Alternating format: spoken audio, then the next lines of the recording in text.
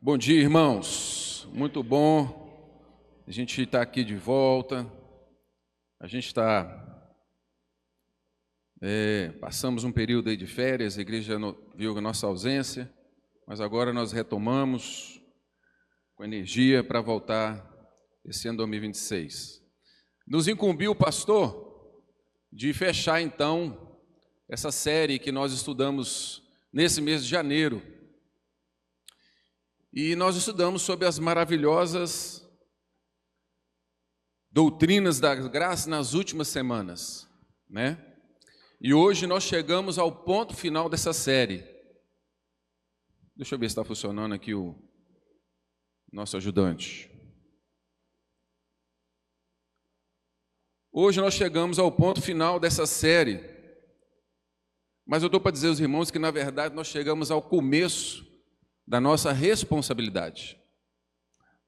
Nós chegamos ao final da série, mas, na verdade, esse tema de hoje inicia o começo da nossa responsabilidade. Por quê?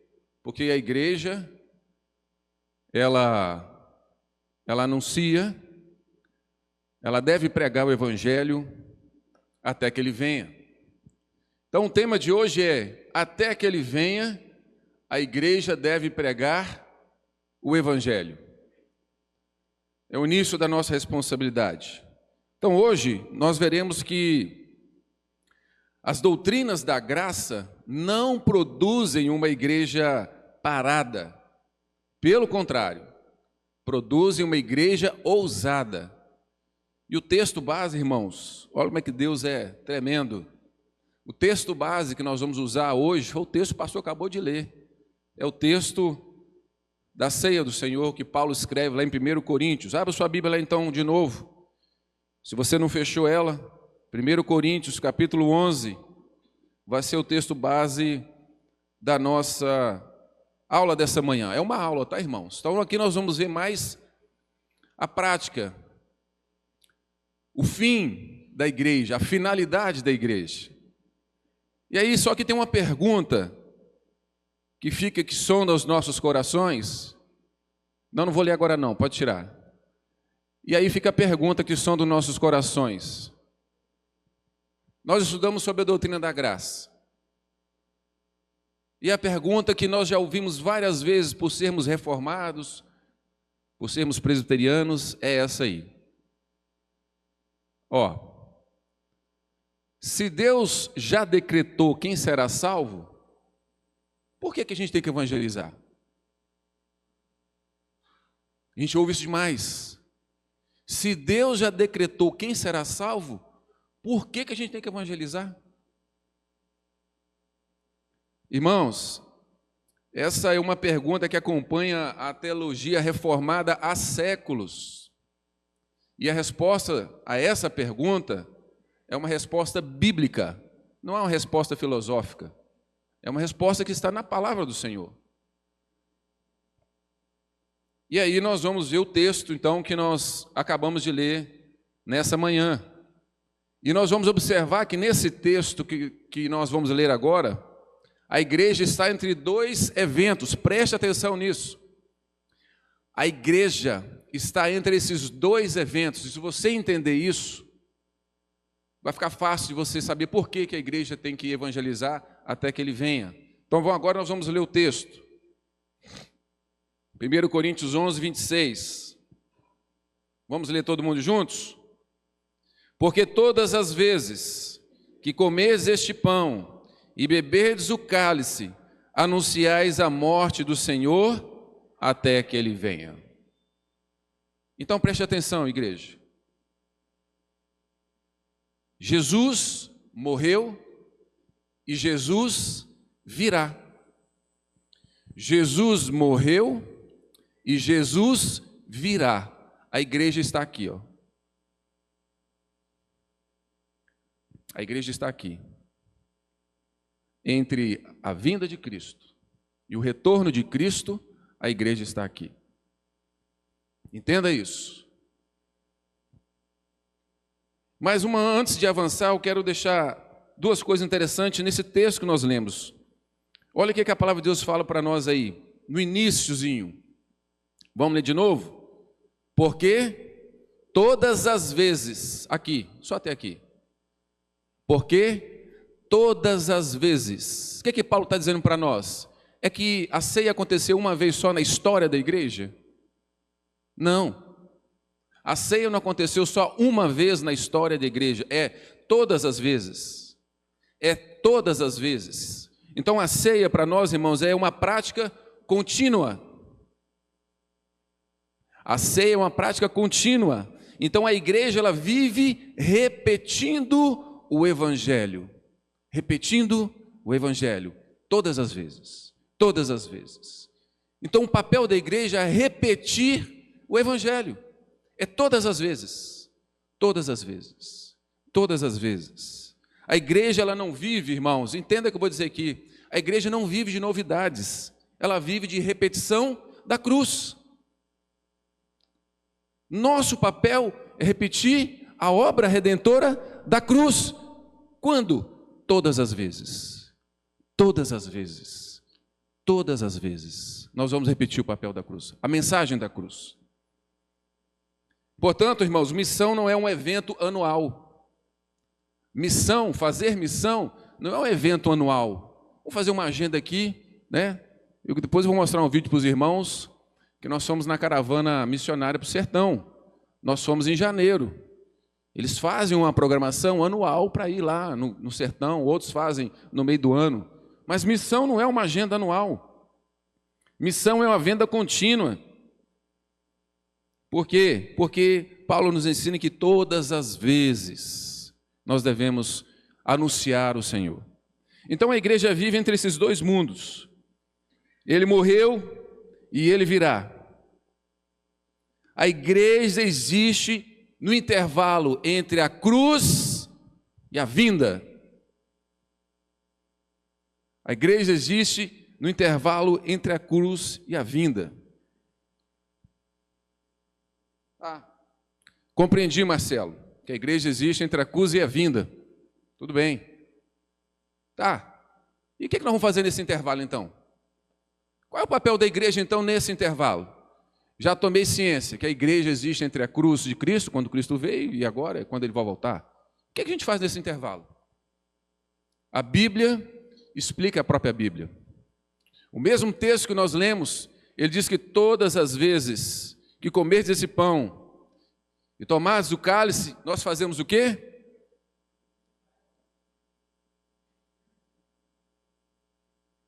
O que nós fazemos nesse intervalo? Nós anunciamos. Anunciamos o Evangelho. Nós anunciamos. Então, irmãos, a igreja, ela a ceia, na verdade, ela não é só memória.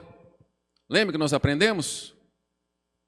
A igreja reformada, a Santa Ceia, para nós, ela é memória, é um memorial.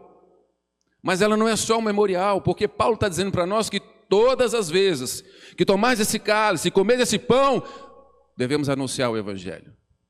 É proclamação do Evangelho quando a gente faz isso. É proclamação do Evangelho.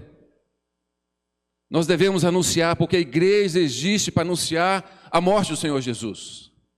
Ceia, então, não é só um memorial, ceia também é proclamação. Mas aí, irmãos, nós devemos anunciar. Mas eu preciso fazer aqui uma recapitulação nas aulas que nós assistimos no decorrer desse tempo, porque é o fundamento. Nós vamos observar que o fundamento para evangelizarmos é justamente o que nós estudamos antes. O que foi apresentado aqui antecipadamente, que foi as doutrinas da graça. Recapitulando, depravação total, nós aprendemos aqui. Significa que o homem está morto espiritualmente. Ok? A igreja está muito parada. Abre para mim aí, Efésios 2:1, rapidinho. A igreja está muito parada. Efésios 2:1, abre aí. Quem abrir, fala rapidamente, para a gente não atrasar a nossa escola. Efésios 2, versículo 1.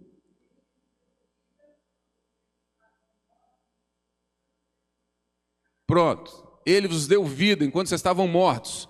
Então, o primeiro que nós estudamos foi a depravação total. O homem está morto. Conclusão. Como o homem está morto, a salvação ela começa por Deus, ponto. Não tem ação humana.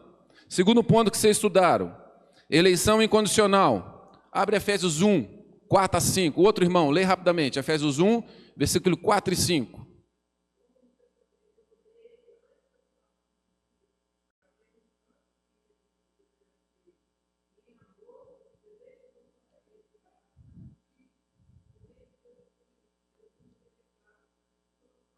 Ponto.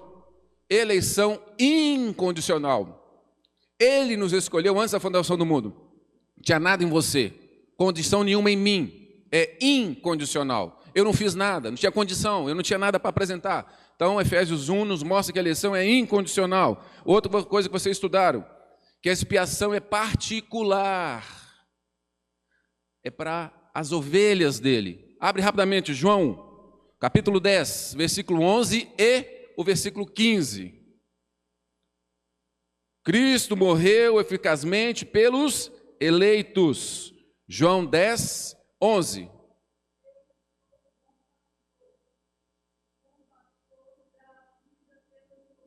Eu sou bom pastor e bom pastor da vida pelas ovelhas. Continua, agora o 15.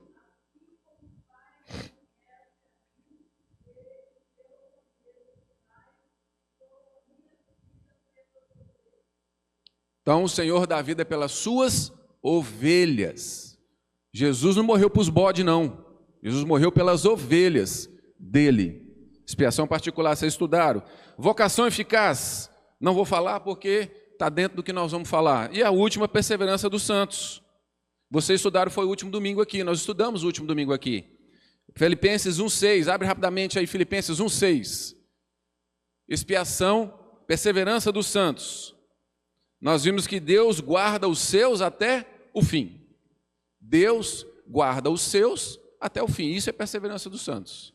Filipenses 1,6. Pode ler.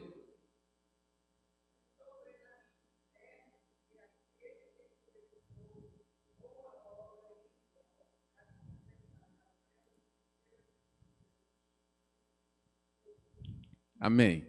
Irmãos, presta atenção, olha que negócio interessante. Eu vou falar um negócio aqui, mas vocês vão me entender.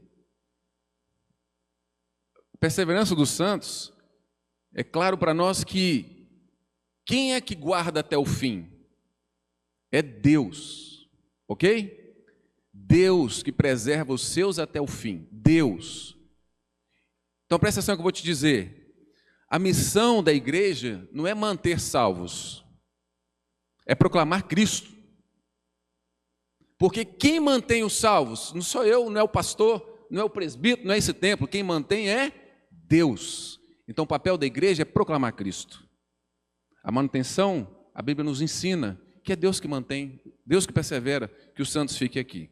Pois bem, só para trazer vocês para cá, nós entendemos então que o homem está totalmente afastado do Senhor, então Deus salva soberanamente, não tem um dígito, como diz meu pai, não tem um digitório que o homem acrescenta na salvação, é único e exclusivamente do Senhor. Diante disso, nós aprendemos as doutrinas da graça. Então tá, Marcelo, aprendi. Mas aí eu estou... a conclusão disso tudo, que nós estudamos aqui em mês de janeiro, é que Deus salva de forma soberana. Não tem contribuição humana, porque nós estávamos mortos.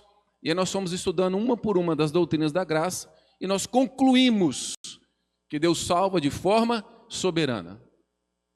É da economia dele, é um ato exclusivo dele. Não tem um dígito que o homem possa acrescentar. Mas como é que Deus salva? Como é que Deus salva? Abre sua Bíblia agora lá em Romanos 10. Vamos ler esse texto e nós vamos agora tentar aprender e explicar como é que Deus salva. Aqui nós não estamos falando aqui da obra redentora de Cristo, nós estamos falando do papel da igreja. Nós já sabemos que salva através de Jesus Cristo, ok? Isso aí nós sabemos. Mas o texto de Romanos 10, 14 a 17 diz assim, olha que interessante esse texto. Versículo 14. Como, porém, invocarão aquele em quem não creram? E como crerão naquele de quem nada ouviram? E como ouvirão se não há quem pregue? Como pregarão se não forem enviados? Como está escrito, quão formosos são os pés dos que anunciam coisas boas. Mas nem todos obedeceram ao evangelho, pois Isaías diz, Senhor, quem acreditou na nossa pregação? E assim, a fé vem pela pregação, e a pregação pela palavra de Cristo. Como Deus salva? Como Deus chama? Romanos 14, Deus salva por meio da pregação. Ok? Deus salva por meio da pregação. Nós não estamos falando da obra de Cristo, tá, irmãos? Vamos centrar aqui como que nós agimos entre a vinda de Cristo e a sua glória. A igreja está aqui nesse meio. Como é que Deus salva? É Cristo. Tá, mas como? Como é que esse Cristo chega nessas pessoas? Então nós vamos ver aqui o papel da igreja, a evangelização. Então Paulo, ele constrói uma corrente lógica. Esse texto que você abriu, deixa sua Bíblia aberta aí, Romanos 10, 14 a 17. Paulo então constrói uma corrente lógica e você vai entender agora como que Deus salva. Então nós vamos fazer o quê? Nós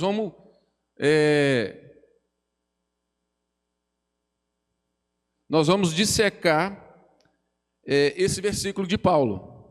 Vamos lá, corrente de Paulo, volta, vai, mais um. Deixa eu ver se vai aqui.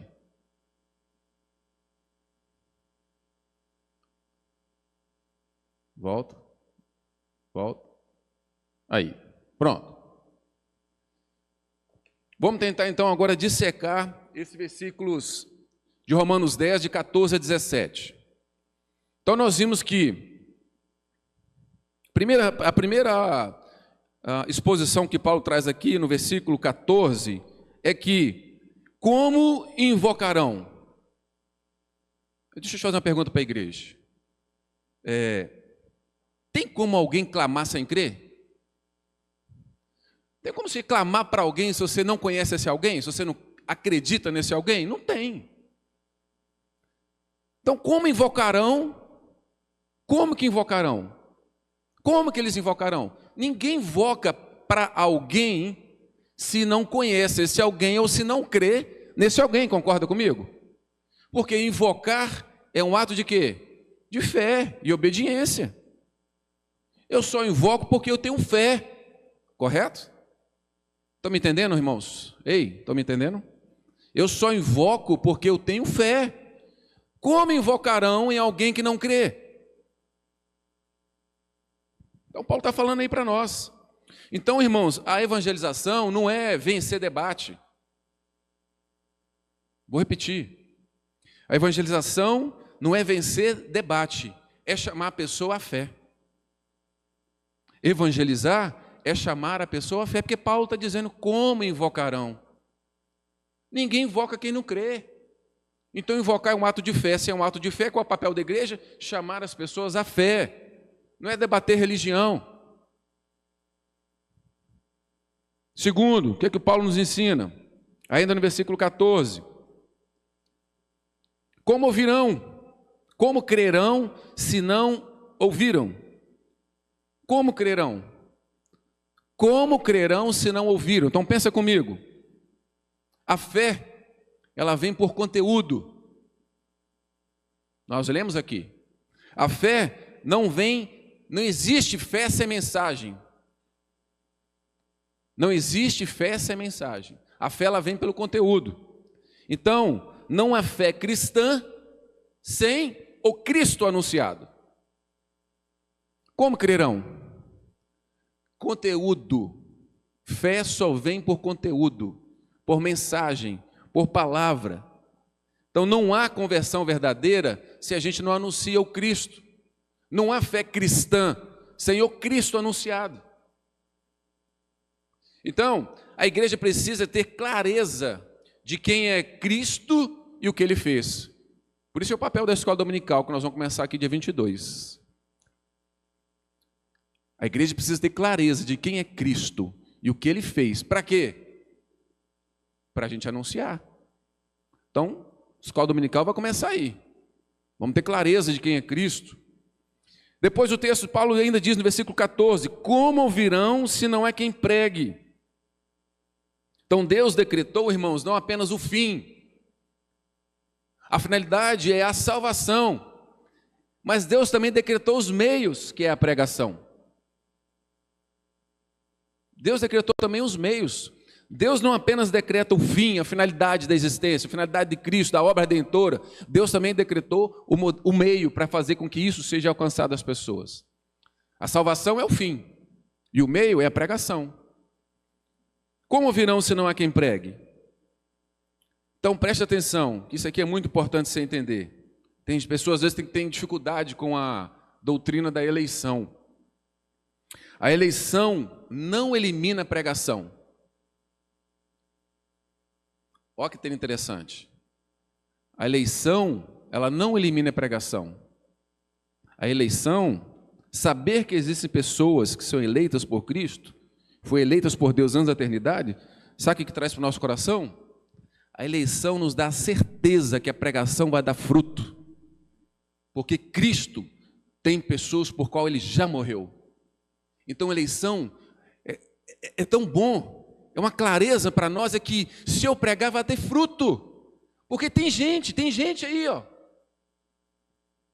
É isso que é a paz no nosso coração da eleição. A doutrina da eleição traz essa garantia para nós. E tem gente que faz confusão, que quer achar problema. Não, vocês acreditam nesse negócio de eleição? Acredito. E é por isso que eu prego. Porque vai dar fruto quando eu pregar. Porque há pessoas que Jesus elegeu desde a eternidade. Vai dar fruto a pregação. Então acredite, igreja. Eleição é garantia de que haverá fruto na pregação. Por isso que a igreja prega. Por isso nós devemos pregar. Por isso que isso acalma o nosso coração, nos dá alegria, nos dá motivo de evangelizar. Porque não é obra nossa, é da economia de Deus. Outro ponto que Paulo nos ensina já no versículo 15, ele diz o seguinte: como pregarão se não forem enviados? Então aqui nós entendemos que é papel da igreja. A missão é uma responsabilidade coletiva. Paulo está dizendo para nós, como pregarão se não forem enviados? Né?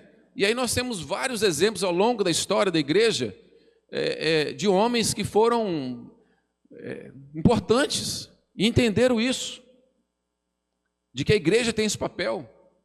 E na história mais recente, João Calvino fez de Genebra um celeiro de envio de pastores. Nós estudamos, quem já estudou a história de João Calvino, o que ele fez em Genebra.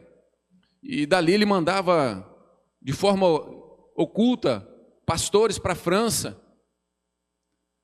Né? Homens também que nós vimos como William Carey, um dos maiores missionários da missão moderna, evangelizou a Índia. Fez um estrago na Índia. No bom sentido, tá? No bom sentido. Charles Spurgeon, a história diz que toda a pregação dele era pregação evangelística, de tanto que ele acreditava na eleição, de que a pregação dava fruto por causa da eleição, quase que todo sermão dele é um sermão evangelístico, porque ele queria colher fruto. Tem gente para tudo quanto é lado, eu tenho que saber, eu não sei qual que é, então eu vou pregar para todo mundo, toda hora eu vou pregar, evangelizando, porque é o papel da igreja. E tem outra coisa importante, nós temos que entender, a nossa igreja entende isso. Existem doutrinas que acham que você tem que evangelizar os pais. Não precisa evangelizar a criança. Porque os pais evangelizando, eles são responsáveis por evangelizar os filhos. Não é isso que a Bíblia ensina, não. Nós devemos evangelizar todas as faixas etárias. Todas. Porque vai que você evangeliza um adulto, e o adulto não é responsável e não evangeliza o menor. Aí o menor vai ficar privado do evangelho? Não. A Bíblia diz que nós devemos evangelizar todos, do mais novo ao mais velho. Quem lembra do rei Joás? Eu lembro porque eu li, estou estudando Reis, né? Não está fresquinho na minha cabeça. Joás assumiu o reinado de Israel com 7 anos de idade, criança. Sabe quem evangelizou Joás? Joiada. Joás foi o rei de Israel, com 7 anos. Então nós devemos evangelizar crianças, sim. Por isso que nós temos departamento infantil, é bíblico evangelizar criança. Não evangelizar só o adulto. Então Paulo continua. Então entenda que, vamos lá, Romanos, isso aqui tem que ficar na cabeça da gente para a gente entender a construção lógica. Vou repetir. Como invocarão? Ninguém invoca aquele que não crê.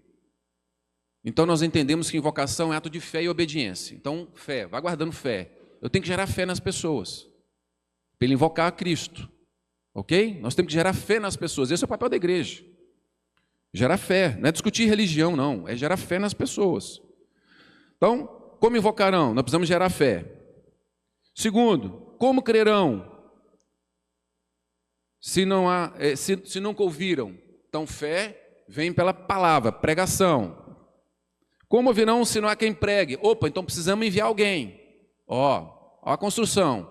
Precisamos enviar alguém. Mas como pregarão se não forem enviados? Não, aqui nós precisamos enviar alguém. Aí no 16, Romanos 10, versículo 16, diz assim: nem todos obedeceram. Nem todos obedeceram. Ah, Marcelo, então esse negócio de pregar o evangelho é chato para danar, porque tem gente que não vai obedecer. Isso aí, igreja. Nem todos vão obedecer. E qual o problema disso? Qual o problema? Nem todos obedeceram. É verdade. É verdade. Mas aí o que acontece para nós? Nós temos que entender o seguinte, igreja: resultado não define fidelidade. Vou repetir, hein? Resultado não define fidelidade. Deus mandou, eu obedeço, eu sou fiel. O resultado é dele. Eu sou fiel. Eu vou cumprir, eu vou evangelizar. Resultado não define fidelidade da igreja à palavra do Senhor. Então, outra coisa nós temos que entender.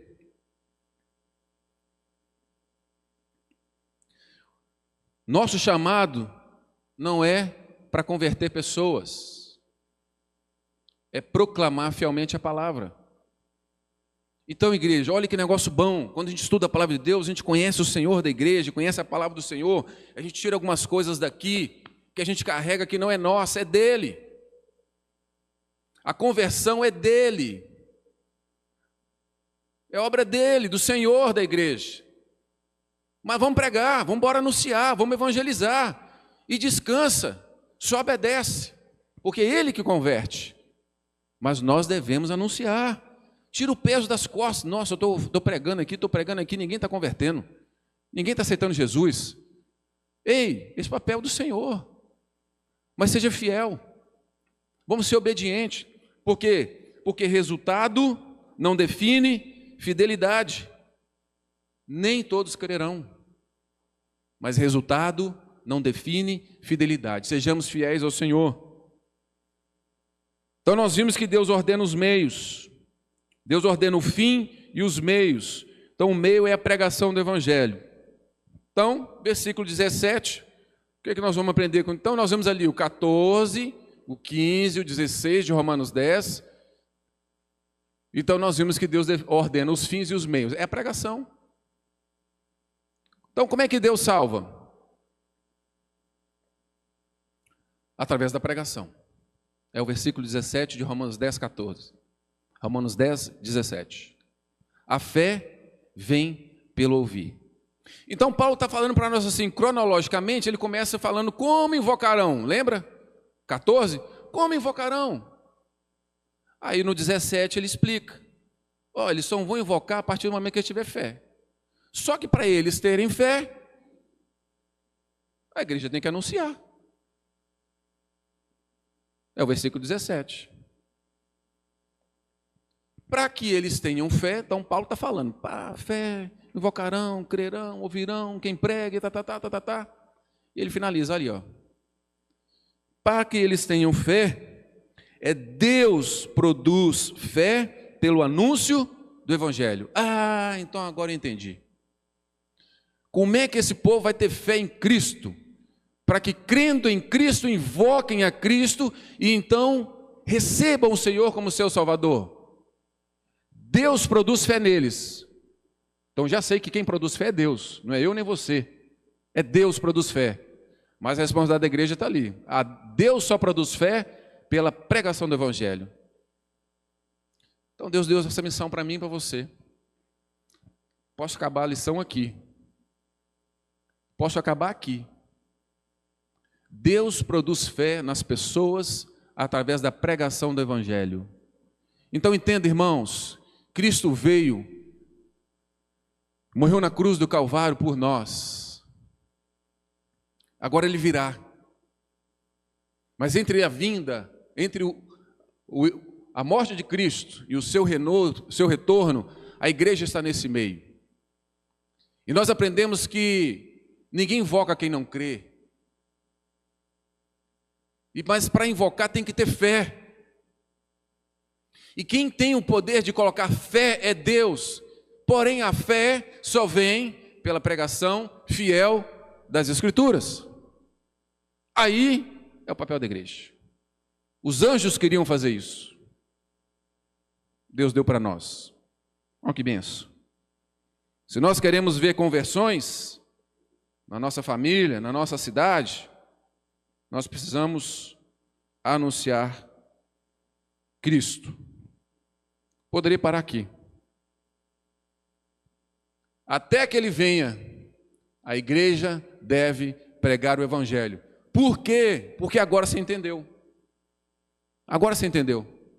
Porque vem pela fé. E quem imputa a fé é Deus. Só que pela palavra, pela pregação da palavra.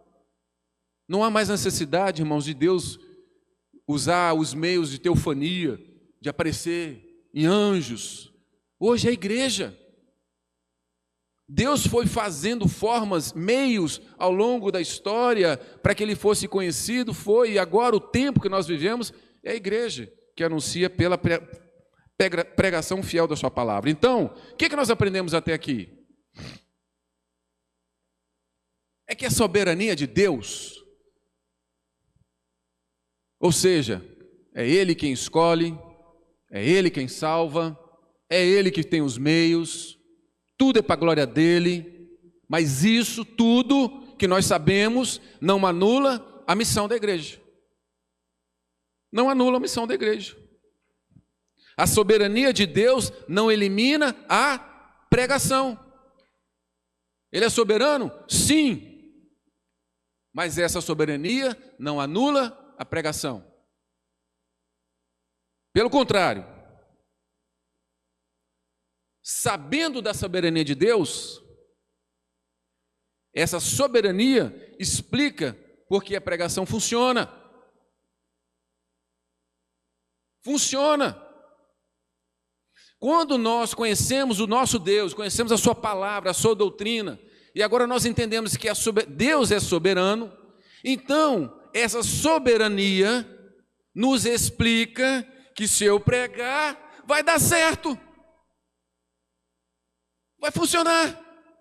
Porque Ele é soberano. É Ele quem salva. Irmãos, vocês estão me entendendo aqui? Se tiver alguma dúvida, para o que eu chamo o pastor para explicar. Beleza?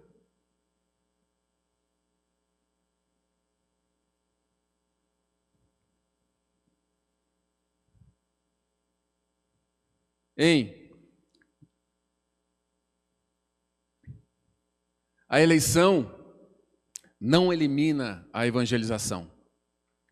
A eleição garante que haverá fruto na evangelização.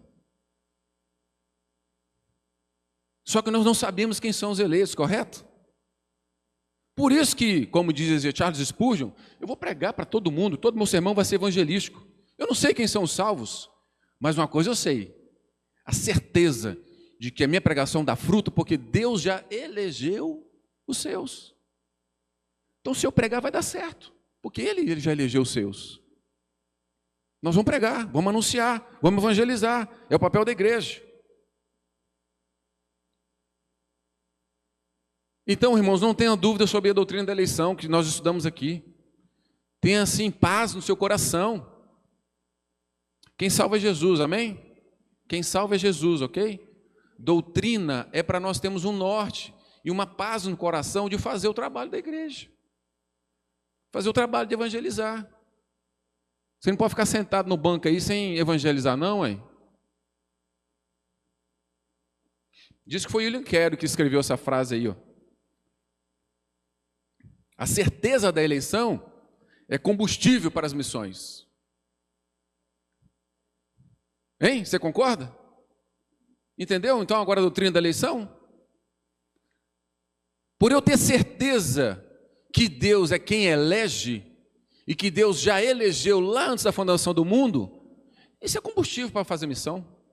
Tem gente demais aí para ser salvo. Tem gente demais aí ainda para ser salvo. Demais. Sabe por quê que tem? Abre sua Bíblia em Atos 18, 10. Todo mundo. Atos 18, 10.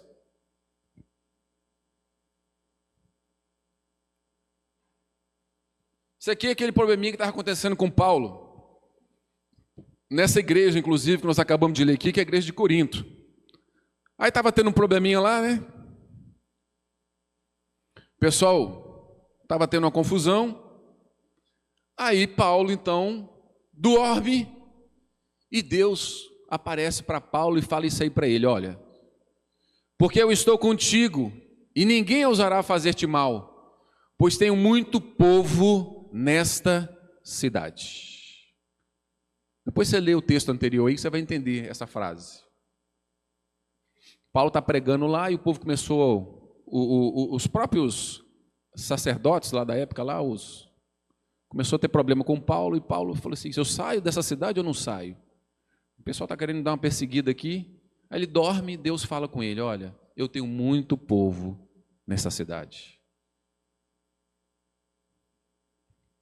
Se dependesse, irmãos, da vontade humana, ninguém será salvo.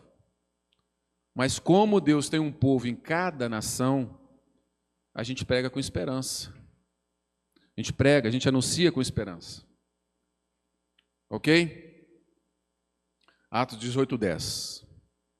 Mas aí nós temos um outro texto, que também faz parte da evangelização. Então nós já vemos 1 Coríntios 11, 26, que todas as vezes, ou seja, é uma vida contínua. Pregação é todas as vezes, ceia todas as vezes. Que começo do pão e bebês do cálice, o que a gente tem que fazer? A gente anuncia. Precisamos anunciar. Aí Paulo vai lá e nos dá uma ordem cronológica. O final daquela ordem cronológica é gerar fé nas pessoas, para que sejam salvas. Essa fé é gerada através da pregação do Evangelho, versículo 17. Agora nós vamos ver que em Mateus 28, abre sua Bíblia em Mateus 28, nós temos uma ordem do rei. Mateus 28, 18 a 20. Quem achou pode ler para mim aí, em voz alta. Mateus 28, 18 a 20.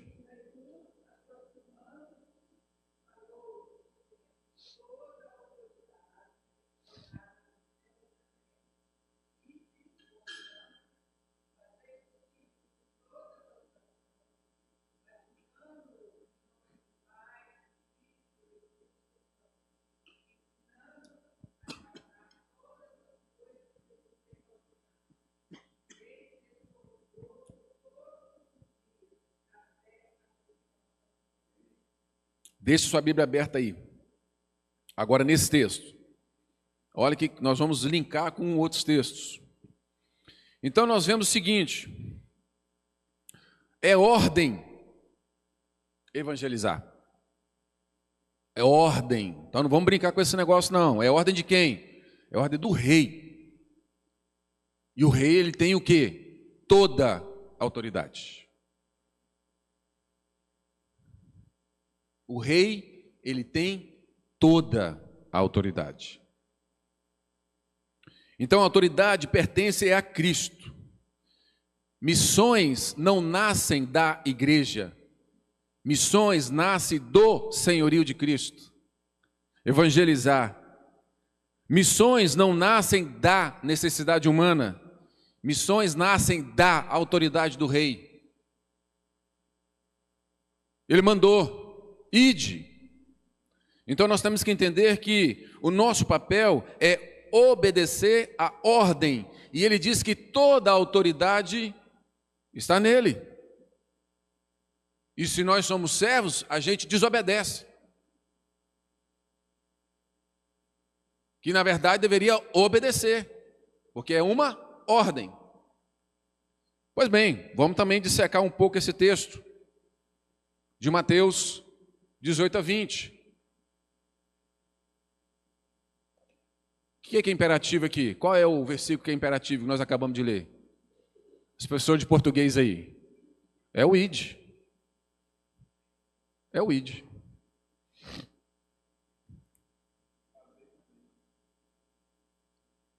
Mas o id, eu fazei também. Você é professor, você é melhor do que eu. Fazei também né? Então o id, irmãos, é o quê? O id é um imperativo. Ele então nos mostra que não é uma sugestão. Não é uma sugestão. É um imperativo. É um mandato. A gente deve ir. Não é sugestão. Entenda, igreja? Nós servimos ao rei. E é uma ordem. Então, se eu estou nesta igreja, ou qualquer igreja que eu estiver, e não estou comprometido com o evangelho, ou a anunciar o evangelho, eu estou em desobediência com o rei. Não há espaço para o cristão não evangelizar. Não é sugestão, entenda. A gente tem que aprender a ser, a respeitar a autoridade. A gente tem muita facilidade de respeitar a autoridade física. Um prefeito, um governador, chega aqui todo pomposo, a gente fica todo tal. Mas o Senhor Deus, ide, Ele mandou. Então não podemos negociar com isso. Então a igreja existe, irmãos, para glorificar a Deus, edificar os santos e evangelizar o mundo. Glorificar a Deus, edificar os santos e evangelizar o mundo. Ide. Próximo. Outra ordem, fazer discípulos. Fazer discípulos, irmãos, fazer discípulos aqui, o Senhor Jesus está mostrando para nós que é o seguinte, nós devemos gastar tempo. Fazer discípulo é gastar tempo, é você treinar, estudar, evangelizar, preparar.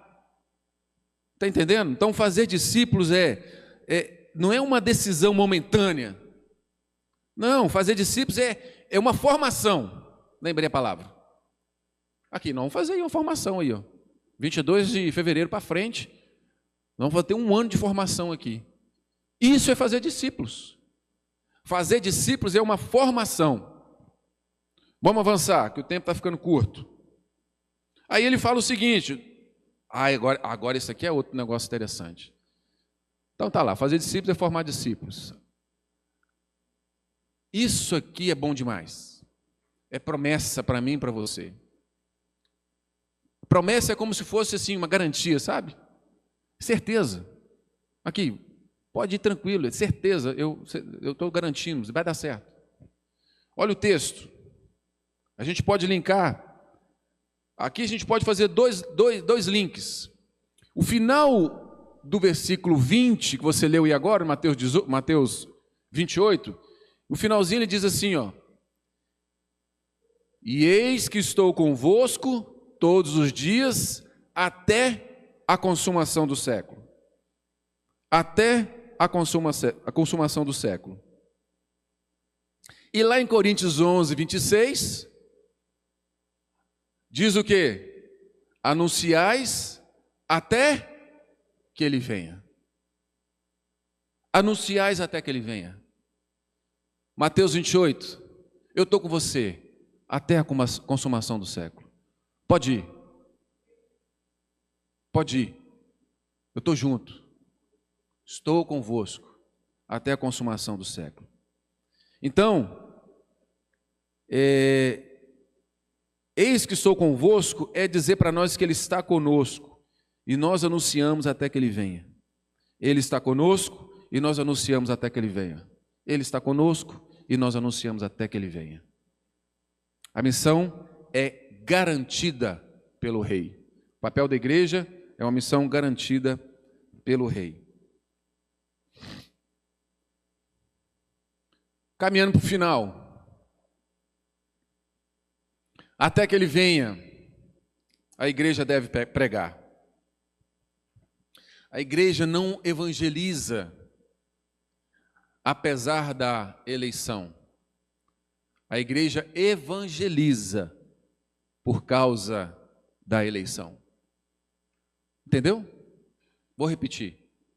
A igreja não evangeliza apesar da eleição de Deus. A igreja evangeliza é por causa da eleição. Por isso que nós evangelizamos, porque há pessoas eleitas por Ele. Deus tem um povo, e esse povo ouvirá a voz do pastor, e ouvirá a voz do pastor por meio da proclamação fiel das Escrituras. As minhas ovelhas me ouvirão. Tem um povo dele aqui, e ouvirá pela pregação do Evangelho, pregação da palavra. Então, recapitulando para encerrar, a igreja vive nesse período entre a cruz e a coroa. A igreja vive entre a cruz e a coroa, aqui. Nós estamos aqui nesse tempo. Enquanto isso, então, nosso papel é, no meio disso, nós anunciamos. Até que Ele venha, nós anunciamos. Até que Ele venha, nós anunciamos. E aí,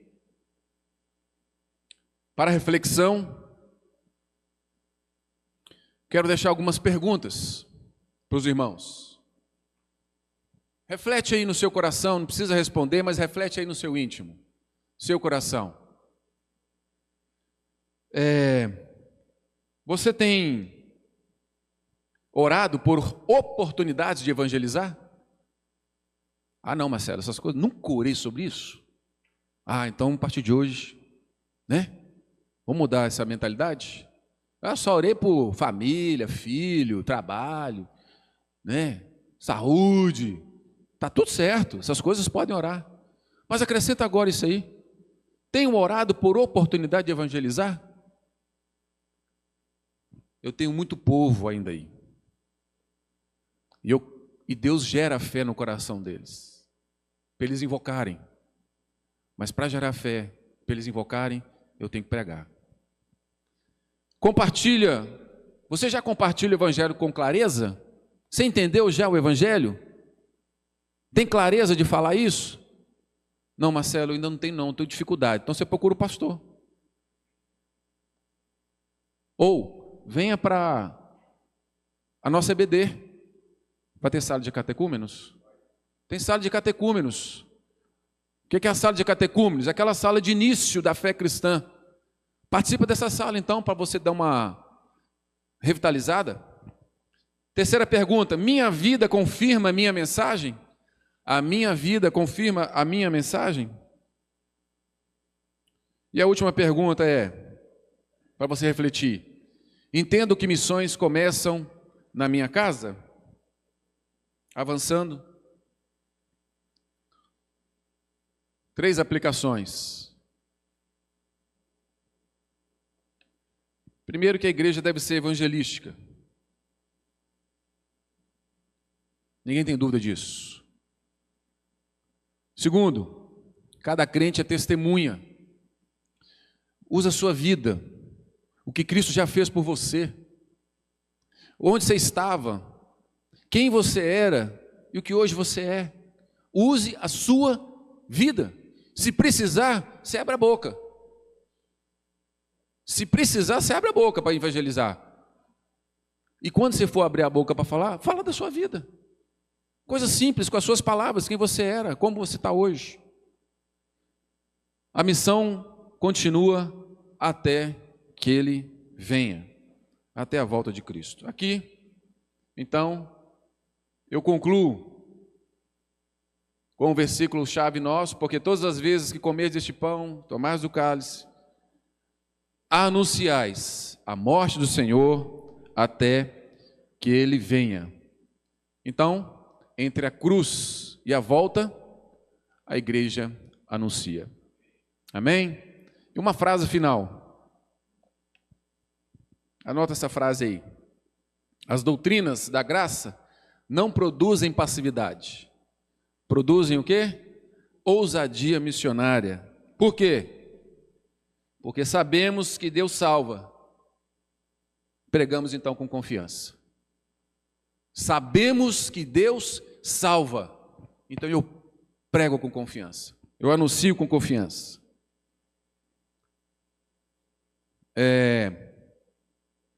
As doutrinas da graça mostram para nós que Deus é o autor da salvação. Foi isso que nós aprendemos aqui no mês de janeiro inteiro, que Deus é o autor da salvação. E hoje nós aprendemos que a igreja é um instrumento da proclamação dessa salvação. Amém? Que Deus nos abençoe e que possa gerar fruto no meu coração e no seu coração, que nós possamos anunciar até que Ele venha. Vamos orar? Vamos ficar em pé?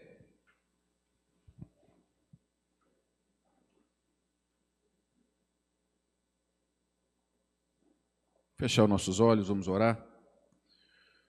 Senhor Jesus, obrigado por essa manhã, o Senhor ter nos atraído para vir à Tua casa.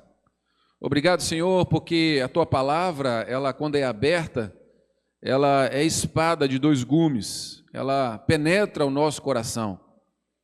E agora pedimos, ó Espírito Santo de Deus, que o Senhor ilumine a nossa mente, dá-nos o discernimento daquilo que foi explicado aqui, para que possamos, ó Deus, compreender, aprender e praticar tudo que foi exortado e explicado pela Tua palavra.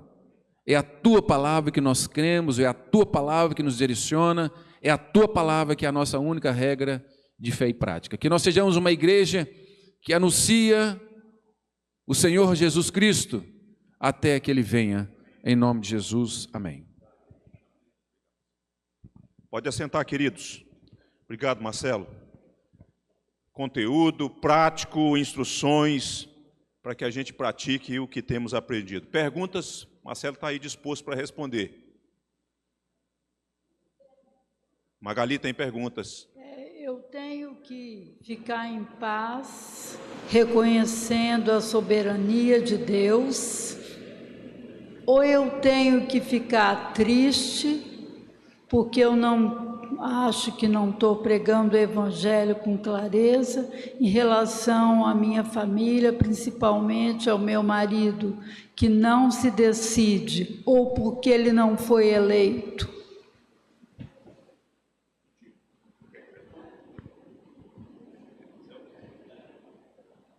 É um trabalho contínuo, mas vou deixar o pastor responder.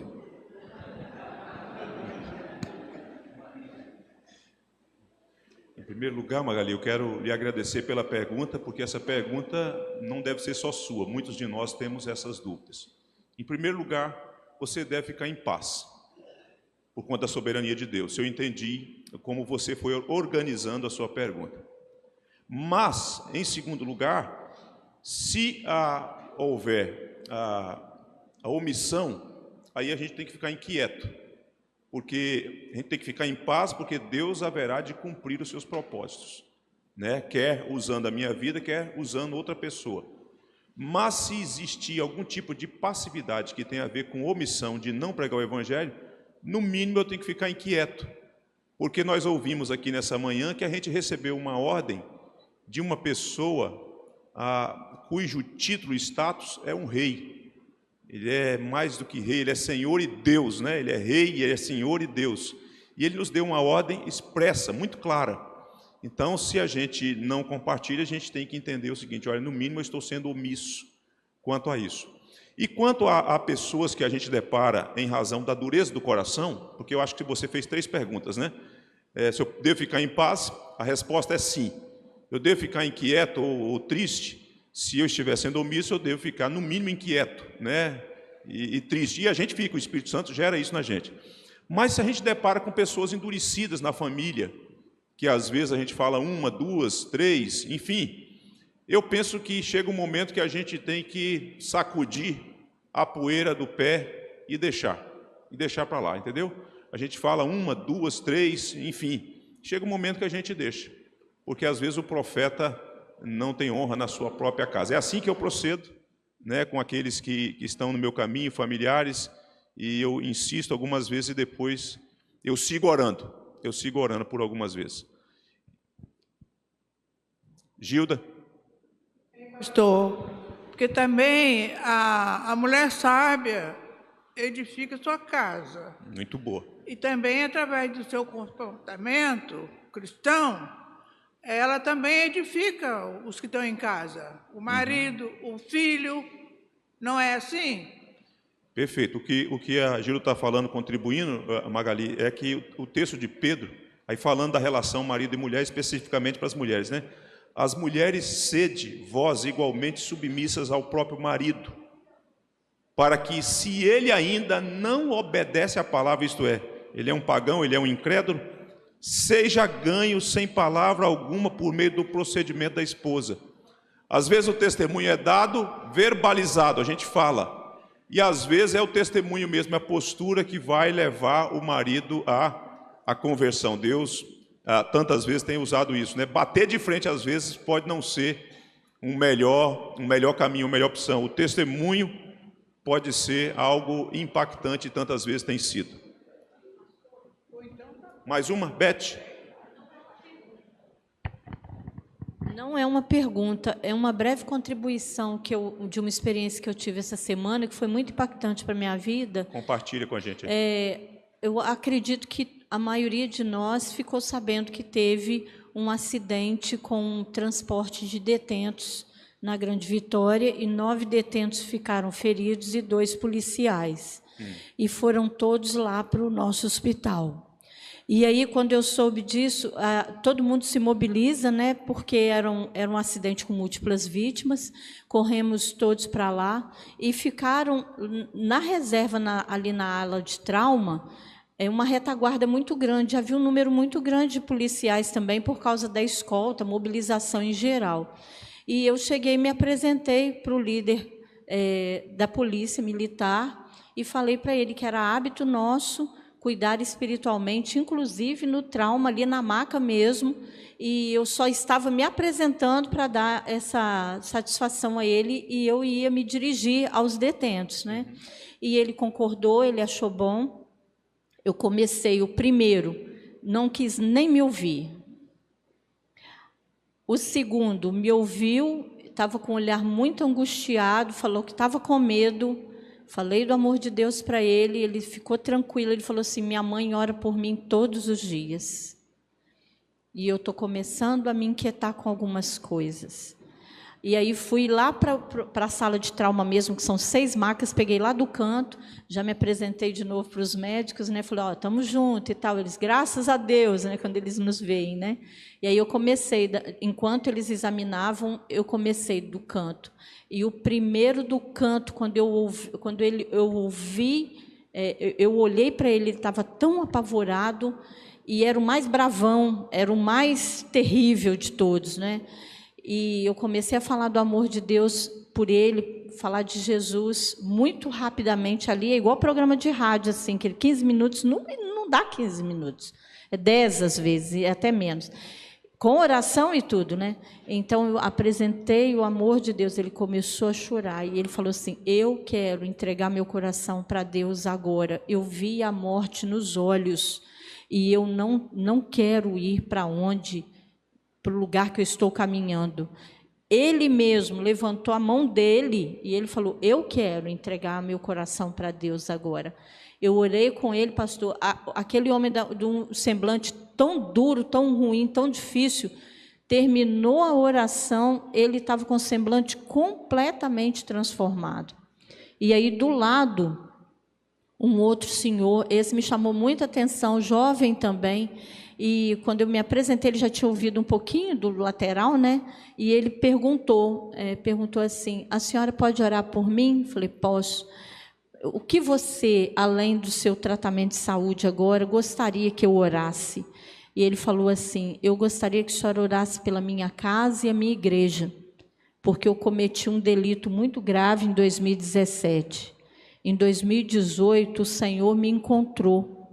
Eu me converti, eu sou membro de igreja, eu já estava como líder na igreja, me casei, tenho 2 filhos, e aí veio o julgamento e eu fui condenado.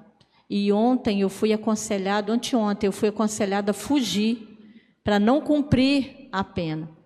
Mas eu falei: não, Deus é poderoso, tanto para me sustentar, se eu morrer, o Senhor, seja qual for o tempo, eu vou estar com Ele, mas eu creio que Deus tem um propósito comigo lá dentro.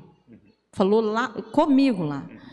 E ele falou assim: eu só quero que a senhora ore por mim, para Deus me sustentar a minha casa e me dar visão do que Ele quer comigo lá dentro do presídio. E aí os outros, né, sucessivamente eu fui falando, os outros me receberam muito bem, alguns falaram de seus crimes, outros não, mas todos eles, oramos por todos eles. Quem foi salvo naquele tempo, naquele espaço, o Senhor sabe. Quem não foi, o Senhor sabe também. Agora, o anunciar e essa intrepidez, vou falar a verdade, pastor, não é uma coisa humana. Não. Quando eu fiquei sabendo do acidente, é como se o Espírito Santo me empurrasse, sabe, para o meio do conflito ali, sabe? Não é uma coisa... A Beth é corajosa. Não sou, irmãos. Eu estou igual Josué, sabe? Vai, né? Seja corajosa, porque eu não sou. Mas o Senhor é quem capacita e Ele que faz. É Ele que faz.